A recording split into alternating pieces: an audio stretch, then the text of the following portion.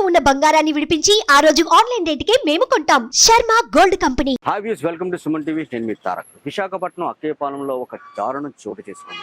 ఒక అమాయకురాలు ప్రాణం తీశారు. ఎస్, మీరు వింటుంది నిజమే. తన భర్త తన అత్త కలిసి తలకు రాసుకొని ఒక ఆయిల్ తాగించి కొట్టి మరీ చంపేశారు.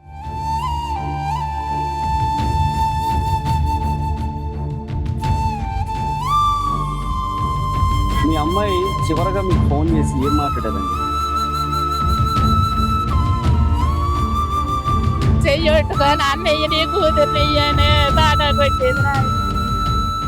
అల్లారు ముద్దుగా పెంచుకున్న తన తల్లిదండ్రులకి క్షోభ మిగిల్చాడు. 18 లక్షల రూపాయలు కట్నం ఇచ్చి 10 తులాల బంగారం పెట్టి తన చిట్టి తల్లిని అంగరంగ వైభవంగా పెళ్లి జరిపించారు ఆ తల్లిదండ్రులు. ఆఖరికి వాళ్ళకి మిగిలింది ఏంటి? శోభ మాత్రమే మిగిలింది. అతని పేరు రాజశేఖర్, ఆమె పేరు ఢిల్లీశ్వరి. ఢిల్లీశ్వరికి ఒక పూట అన్నం కూడా పెట్టేవారు కదట. నరక యాతన చూపించి మరీ చంపేశారు. వాళ్ళ హస్బెండ్ వాళ్ళ అత్తయ్య కలిపి ఇంత నరకం ఎందుకు చూపించారు? అసలు ఏం జరిగింది? ఇంత నరకయాతన చూపించి చంపాల్సిన అవసరం ఏంటి? వాళ్ళ తల్లిదండ్రులు ఇక్కడ ఉన్నారు. ఒక్కసారి మనం కూడా తెలుసుకున్నాం అసలు ఏం జరిగింది అనేది. వాళ్ళ మదర్ అయితే ఉన్నారండి. ఆవిడ దుఃఖాన్ని చూసి ఎవరికైనా సరే మనసు కరగాల్సిందే. ఒకసారి అమ్మా చెప్పండి అమ్మా, అసలు మీ కూతురికి ఎంత అన్యాయం జరిగింది, అసలు ఆవిడ ఎంత దుర్మార్గుడు అని చెప్పేసి మీరు ఎందుకు ముందు గ్రహించలేకపోయారు? ఆయన మంచోళ్ళు అని నా మూగుడు చెయ్యట్టుగా నా అన్నయ్య నీ కూతురు నెయ్యనే తాట కొట్టింది నాయన. నా పేరు నాయన నా ఏరికైతే మంచిదో అని ఇచ్చేసినాడు నాయన. అది మంచిదో ఎవరికొద్దరు కానీ కోత బాబాతో కృష్ణ నీకే తెలిసి నేను పోసేకడానికి వెళ్తే అన్నయ్య నీ కూతురు నీ అన్నదని ఇచ్చేసినాడు నాయన. అది ఊర్లు పూలు పుట్టేసింది నాయన. నా కూతురు పేక మీదకి నాకు 10ప్పుడు ఫోన్ వచ్చింది నాయన. ఆ స్వామికాయలు ఫోన్ చేయొచ్చు ఆంటీ బేగ అంకులు పంపించంతే. అమ్మ ఎక్కడెక్కడ ఉన్నాడా నేను తోలుతానా, నేను పొలంకి వెళ్ళిపోయాడు. ఇప్పుడు అంత అన్యాయం జరిగింది మీ కూతురికి. ఏ రోజైనా అమ్మ నాకు ఇలా బాధ పెడుతున్నారు, అమ్మ నన్ను కొడుతున్నారు, అమ్మ నిన్ను మాట్లాడుతున్నారు, అమ్మ నాకు ఇక్కడ నేను ఉండలేకపోతున్నాను, చంపేస్తారమ్మా, ఏ రోజైనా మీకు మనసు విప్పి ఆవిడ మీకు చెప్పుకున్నారా? చెప్పిందమ్మా. ఏం చెప్పారమ్మా? మా అత్త నన్ను గొప్ప టార్చర్ పెట్టేస్తుందమ్మా. అమ్మ ఏదో కోపం కాలుతో తన్నుతుందమ్మా. తన్నిందమ్మా. ఎందుకమ్మ తోపులు కాస్తాను పోలేయమ్మా. అమ్మ నాన్న అత్తడు వెళ్ళిపోయాయమ్మా ఆయన అంతే. అమ్మ నాన్న తోలకమ్మా మళ్ళీ ముగుడు బెల్లం ఎక్కడ ఇరిగిపోతామేటో, మళ్ళీ ఎక్కడ నన్ను ఇక్కడ ఉగ్గెత్తడేటో అని కూతురు లేదులేమ్మా ఈవేళ చెప్పి రేపు మళ్ళీ మంచి కొండమేటమ్మా అనేసి కూతురు. అమ్మ మా అత్త ఈరోజు అన్నం వేసుకుంటే అన్నము మగోడు 3 పూటలు తింటావు, 2 పూటలు 1 పూట అన్నం తిని 2 పూటలు టిఫిన్ చెయ్యి అంటుందమ్మంట. ఓలమ్మో సంసారం ఉందనేసి ఇచ్చినాని ఆకలికి కడుపు చంపేస్తుంది అమ్మో అనేసి అంటే కూతురు మాంసారకానికి ఒక నీళ్ళు తాగేసి తర్వాత ఇంత టిఫిన్ తినేది. అమ్మ మనకి ఏటమ్మ కరువే తగ్గుద్దమ్మా. మరొక ఇల్లు తుడుచుకుంటాను, మరొక సాలు తుడుచుకుంటాను. అమ్మ నేను పెంచుకుంటామమ్మ వెళ్ళిపోయాయమ్మ అంటే. అమ్మ నేను అక్కడికైతే రాను, మనం దబ్బు పోస్తున్నామమ్మ, నేను రానమ్మా, ఇక్కడే వంతానమ్మా అన్నది. అలాగ టార్చర్ పెడుతుంటే ఒకరోజు ఏడ్చేసింది. అమ్మ నీ కూతురు వచ్చి తీసుకెళ్ళండి, మేము దీంతో బాధపడలేకపోతాం. అప్పటికి 3 మాసాలు కడుపుదాయి నా కూతురు. 3 మాసాలు కడుపు దాన్ని వెళ్ళాము, తగువయ్యింది, గట్టి గొల్లెట్టారు, తీసుకొని వెళ్ళిపోయినారు. పిల్లడు పుట్టిన దాకా నా కూతురిని పంపించలేదు. పిల్లడికి 5వ నెల వచ్చింది, అప్పుడు మళ్ళీ తీసుకెళ్ళింది. అయ్యా పిల్లడు పుట్టినాడు, పిల్లడు ఇన్ని చేసినాము, బార్సాలు చేసినాము, అన్నింటికి వచ్చింది వెళ్ళింది. ఆ రోజు కూడా మా అల్లుడు మా ఈయనంటే అక్కడ మంచినీళ్ళు తాగలేదు. అల్లుడు కదా అత్తరింటికి వస్తాడని లేదు. నేను ఏదో నాకు కలిగింది పెడితే ముందు నాకు కూతురు తినిపెట్టాడు, తిన్నాడు. మందిట్టారు అంటే మీరు ఏదైనా కలిపేస్తారని భయపడ్డా? అలాగే ఏటమ్మా ఢిల్లీశ్రీ మా అల్లుడు నీకు ముందు తినమంటే తర్వాత ఆడు తిన్నాడు అనుకొని నేను అన్నాను. అంతే అమ్మ వాళ్ళ అమ్మల చేత కదా అలక్కాలు అనుకోండి పోలేదులే అమ్మ అనేసింది. ఇప్పుడు మీరు ఎప్పుడైనా సరే పండక్కి అల్లుడు కూతుర్ని ఎప్పుడైనా సరే మీరు పిలిచేటప్పుడు ఇంటికి వచ్చాడా? రాలేదు. ఒక్కరోజు కూడా పెళ్ళైన తర్వాత ఒక్కరోజు కూడా రాలేదు. మీరు అడగలేదా బాబు మేము పెళ్ళైన తర్వాత నుంచి మేము పిలుస్తున్నాం కదా పండక్కి, అల్లుడుగా నువ్వు ఎందుకు రావట్లేదు అని అడగలేదా? ఫోన్ కూడా ఎత్తడు. మా ఫోన్ చూసి అతడు చూసి ఢిల్లు మీ నాన్న ఏనుకో ఫోన్ చేసినాడు అని చెప్పేసాడట. పండుగకి అయితే పిలుపుకి వెళ్ళాడు. మామూలుగా దసరాలకి ఇలాంటి వీటికైతే ఫోన్ చేసేవాళ్ళము. చేత కాదండి దసరాకి రమ్మని ఫోన్ చేసినారు. సరేలే. అదే కానీ నా కూతురు కడుపుతో నిన్నాళ్ళు ఉంది, 3 మాసాలు తీసుకొచ్చినాను. మళ్ళీ పిల్లడు కాసిందా కొన్నది కానీ ఒక్క రోజు పెరుగుంటు కదని రాలేదు. అంటే మీరు ఏదైనా విషయం పెట్టి ఆయన ఏదైనా చేస్తారు అని చెప్పేసి భయపడ్డాడు అంట. అలాగే అలాగే ఏదైనా పెట్టేసి ఆయన మా కాస్ట్ తిప్పు కొంతమని అంటే ఏదైనా మందు ఏదైనా పెట్టేసి మీ మాట వినేటట్టు చేసుకుంటారని చెప్పేసి తను ఊహించి మీరు పెట్టింది ఏది కూడా తినట్లా. ఏదైనా సరే మీ అమ్మాయికి ముందు పెట్టిన తర్వాత తను తినేవాడా? గంట అయ్యింది ఫోను మా ఎవలుడికి వచ్చింది, మీదకి వెళ్ళాడు మాట్లాడినాడు. వాళ్ళ అమ్మ నాయన సడాలు నువ్వు తినేకు ఢిల్లీకి పెట్టిన తర్వాత నువ్వు తిను అని చెప్పింది.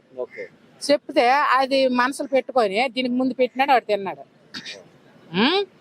అదే రావడం నాయన నా ఎవరు నా ఇంటికి ఒక సంవత్సరం 10,000 కట్నం ఇచ్చినాను ఆయన.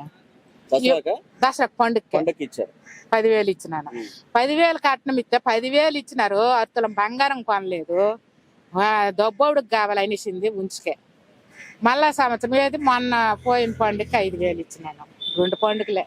పెళ్లి ఎన్ని సంవత్సరాలు అవుతుందమ్మా? 2 వెళ్ళిపోయి 3వ సంవత్సరం నాయన. అమ్మ చెప్పండి, మీ మనవని కూడా మీకు ఇవ్వట్లేదంట కదా?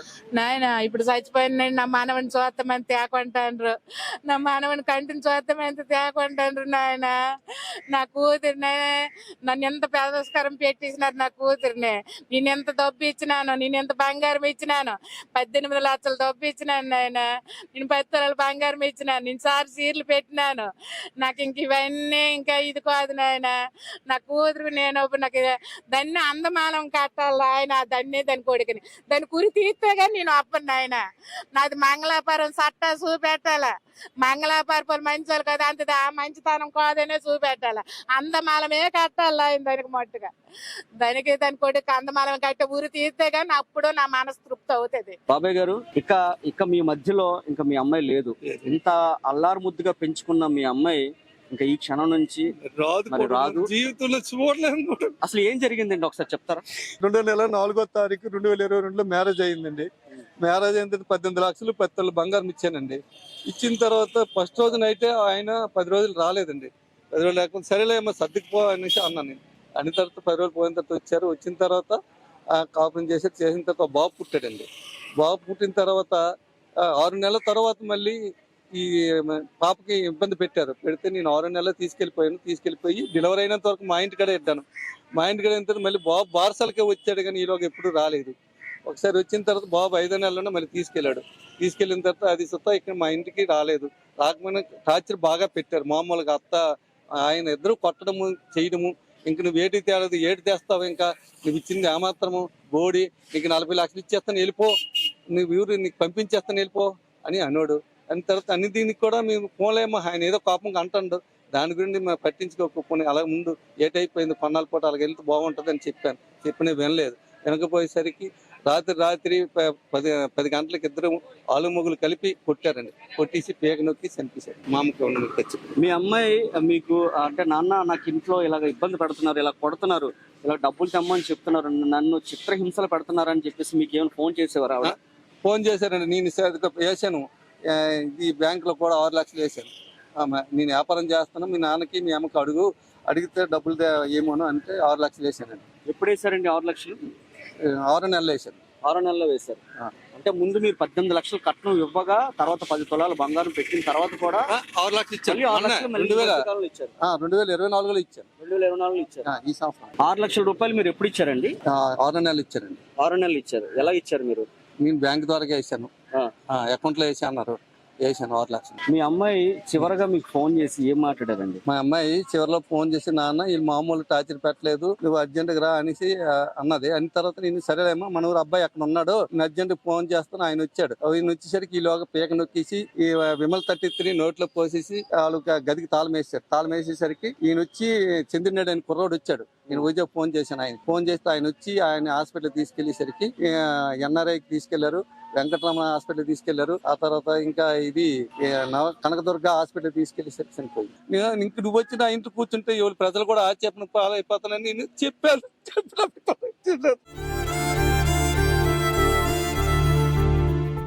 ఇంత దారుణం జరిగిపోతుంది నేను అనుకోలేదండి. ఇంత దారుణంగా చంపేస్తారని కూడా నేను అనుకోలేదండి. జన్మలో కూడా మేము ఇలా ఊహించుకోలేదండి. ఏదో చిన్న చిన్న టార్చీలు పెడతారు, ఫోన్లో ఉంటుంది అత్త కోడలు కానీ అనుకున్నాం, కానీ ఆవిడ ఎంత మూర్ఖంగా ప్రవర్తిస్తుంది అనుకోలేదు సార్. మీరు ఏ ఊరండి మీది? మాది పాలకొండ, చిన్నమంగళపురం, మా పార్వతీపురం, మన్యం జిల్లా అండి. మన్యం జిల్లా మీది. మాది. అమ్మాయి చదువుకుందా? అమ్మాయి డిగ్రీ చేసింది, బిఏ చేసింది. లాస్ట్ ఒక సంవత్సరం రాసింది. 2 సంవత్సరాల తర్వాత పరీక్షకు రమ్మంటే అప్పుడు మ్యారేజ్ అయిపోయింది, వెళ్ళలేదు. ఇప్పుడు మీ మనవాడిని మీకు ఇచ్చేస్తున్నారా లేకపోతే ఇవ్వట్లేదా ఏంటి? మనవాడిని మాకు అసలు చూపెట్టలేదండి, మా దగ్గరికి ఇవ్వడం లేదండి. ఇస్తే మేము పెంచుకుందామని చూస్తామండి. వాళ్ళు కనీసం మాకు చూపెట్టడం కాదు కదా, మా దగ్గరికి తేలేదండి. ఆ కనీసం ఈ రోజుకి కూడా మాకు ఫోన్ కానీ ఇన్ఫర్మేషన్ కానీ ఏటి ఇప్పటికి మాకు దగ్గరికి ఎవరు రాలేదు. వాళ్ళ కుటుంబ సభ్యులు ఎవరు రాలేదు? కుటుంబ సభ్యులు ఎవరు ఒక్క మనిషి కూడా రాలేదు. మీ మనవాడిని అయితే మీకు ఇవ్వట్లా, వాళ్ళే ఉంచుకుంటున్నారు. వాళ్ళే ఉంచుకుంటారు, ఇవ్వడం లేదు, అసలు మా కంటికి చూపెట్టలేదు. అది తీరని అన్యాయం జరిగింది. మా పాప జీవితంలో మళ్ళీ రాబోదు. అలాంటి డిగ్రీ చేసి లాసెట్ కూడా పొందిన మా పాపని మా బలత్కారంగా చంపారు. ఇంతకన్నా అన్యాయం దారుణంగా ఎక్కడ ఏ జీవితంలో ఎక్కడ జరగదు, ఎవరికి జరగకూడదు కూడా. నా కూతురికి అన్యాయం జరిగింది కాబట్టి ఆ ఎట్టి పరిస్థితుల్లో వాళ్ళు వదలకూడదు. వాళ్ళకి కూడా అదే శిక్ష పడినట్టు చెయ్యమని ప్రభుత్వాన్ని కూడా కోరుకుంటాను ఆదేశంతో. వాళ్ళిద్దరు తల్లి పిల్లలను కూడా బయటకు రాకుండా ఎడాలి. అలాంటిది రెండోసారి ఎక్కడ జరగకుండా ఉండాలని కోరుకుంటున్నాను మనస్ఫూర్తిగా. సో ఇప్పుడు మనం అయితే వాళ్ళ అమ్మమ్మ గారు వాళ్ళ అక్కగారు ఉన్నారండి, వాళ్ళతో కూడా ఒకసారి మాట్లాడదాం అసలు ఏం జరిగింది అనేది. అమ్మ నమస్తే. అసలు మీ మనవరాలకి ఇంత ఘోరం జరిగింది కదా, అసలు మీ చిన్నప్పటి నుంచి మీరు ఎత్తుకొని పెంచి అల్లారు ముద్దుగా పెంచుకున్న అమ్మాయి ఇంక మీద నుంచి మీ దగ్గరికి ఇంకా రాదు. సో ఒక్కసారి ఆవిడ గురించి ఒకసారి చెప్పండి అమ్మ. జరిగినవే చెప్తాను. అలాగ పెళ్లి అయిన తర్వాత ఈ అలజడి పడతుండగా నెలగడితే ఢిల్లీ శ్రీ మనకు ఇప్పుడు సంతానం వద్దు, నువ్వు నెలగడిసినట్టుగైతే మాత్రలు మింగి అన్నాడు. అలా ఆయన మాత్రలు మింగినంత అమ్మ మా ఆయన ఇలా చెప్తాను ఏడు చెయ్యాలా నాకు ఫోన్ చేసింది. నాకు ఫోన్ చేస్తే అమ్మ నెలగడిసిన మింగి మాత్రలు ఒకవేళ ఇచ్చినా నువ్వు మింగకు, ఏదో ఒక సైడ్ చేసి జల్లి నీకు అదే కదమ్మా ఆధారవు అని చెప్పినాను. అలాగే చేసింది. అలాగే చేసి 3 మాసాలు అయిన దాకా తెలగపరచలేదు, నాకు తెలియపరచలేదు. అలాగా బాధపడ్డది. 3వ నెల వచ్చింది. 3వ నెల వచ్చింది. అమ్మ నాకు ఇలాగ అయింది అన్నది. సరేలే అమ్మ ఇప్పుడు మరి వాళ్ళు అక్కడికి రమ్మని నువ్వు వెళ్ళకు హాస్పిటల్కి గట్ట అని చెప్పాను. అలాగే ఉన్నది. అలా కొంతండగా టార్చ్ పడుతుండగా 6వ నెల వచ్చింది. 6వ నెల వచ్చిన తర్వాత గొప్ప ప్రెసిడెంట్ చేశారు. గొప్ప పెసరింగ్ చేశారు, పిచ్చిదానిలా చేశారు. ఆ పిచ్చిలాగా అయిపోయి అమ్మ ఈ రాత్రి నన్ను చంపేత్తరు, మీరు ఎవరో వస్తేనే బాగుంటానా లేకపోతే నన్ను ఈ రాత్రి చంపేత్తరా అన్నది. అప్పటికప్పుడు బయలుదేరి వెళ్ళాం ఇద్దరం ఉన్నాం. అలా అన్నా నేను వెళ్ళిన తర్వాత మేము వెళ్తాడుకి పిచ్చిదానిలాగా మంచం మీద పడి ఉన్నది. అమ్మ ఢిల్లీ అనేసి అంతే గోల్మని ఏడ్చింది. ఏటమ్మా కారణం చెప్పా అంతే. అమ్మ నన్ను చంపేత్తరే అన్నది. అమ్మ వాళ్ళు చంపిపోద్దు పద వెళ్ళిపోదాం అన్నాను.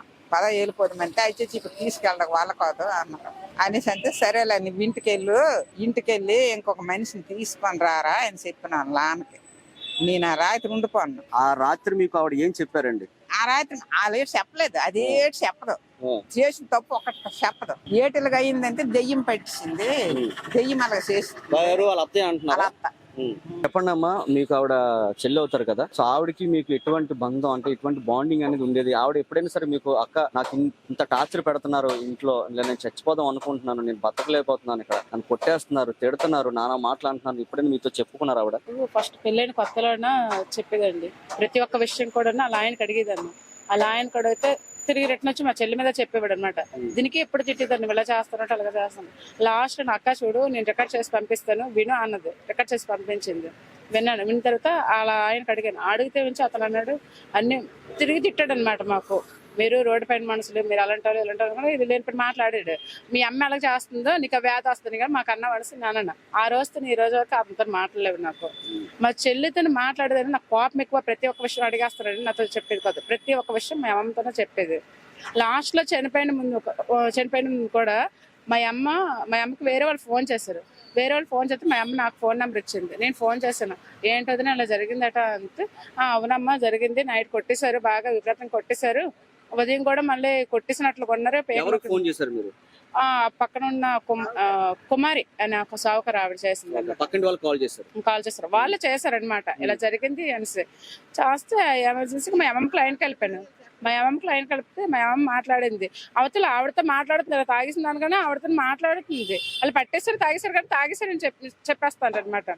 మా అమ్మతో మాట్లాడుతున్నా, అమ్మ నీ కాలు పట్టుకుంటున్నాను, నా మనవరాలను హాస్పిటల్ తీసుకెళ్ళమ్మా అంతే అని. మనవరాలకి ఏట అవదమ్మా, యాక్షన్ అవుతుంది, అలాగే నటిస్తుంది, అది ఎప్పటికప్పుడు అలాగే చేస్తుంది కదా అనుకుని తిరిగి మాకు అన్నది అనమాట. మా మాయ మా అమ్మ ఇద్దరు అలాగే చేస్తారు. అలా చేసిన కూడా పట్టించుకోకపోతే మళ్ళీ ఫోన్ చేసి దీంతో మాట్లాడాము. అక్క నాకు విపరీతం కొట్టేశారు అక్క, కొట్టేసి కొట్టలేదని చెప్పేస్తాను అనుకున్నాను. కొన్ని హాస్పిటల్కి వెళ్ళంతే నాకు ఎవరు హాస్పిటల్ తీసుకెళ్తారు అనుకుని అన్నది. అంతవరకు నాకు తెలుసు. ఇంకా ఎక్కడైతే మీ పుట్టిన బాబుని మీ చెల్లి దగ్గర ఉండేవాడు అబ్బాయి? మా చెల్లి దగ్గర ఉండేవారు. వాళ్ళు ఎలా చూసుకునేవారు అబ్బాయిని, చిన్న బాబుని? ఆ అబ్బాయిని మాత్రం బాగానే చూసుకునేవారు. మా చెల్లి కూడా ఆ బాబుకి ఒక్క రోజు కొట్టడం కూడా చేయడం కూడా తెలిసింది కాదు. బాగా అల్లారి ముద్దుగా పెంచుకుంది అదని. మీకు చెప్పేవారా ఎప్పటికప్పుడు అక్క డబ్బులు తీసుకొని రమ్మంటున్నారు, లేదా బంగారం ఇంకా పెట్టమంటున్నారు, ఇలాగ ఏమో చెప్పేది ఆవిడ? నాకు అలాంటి విషయాలు చెప్పలేదు కదా, ప్రతి ఒక్క విషయం నాకు తెలియదు. మా చెల్లి మా అమ్మమ్మకి తెలియదు, మా నాన్నకి తెలియదు, కానీ నాకు చెప్పేది కదా అలాగా. తన కూతురు ఎంత నరకం అనుభవించిందో తన భర్తకి తన అత్తయ్యకి కూడా అంతే నరకం చూపించాలని చెప్పేసి వాళ్ళైతే కోరుకుంటున్నారు. వాళ్ళైతే ఉరిశిక్ష వెయ్యాలి, సో లేకపోతే మా అమ్మాయికి ఆత్మ శాంతించదని చెప్పేసి వాళ్ళైతే కోరుకుంటున్నారు. కెమెరామెన్ ప్రసన్నతో తారక్ సుమన్ టీవీ వైజాగ్.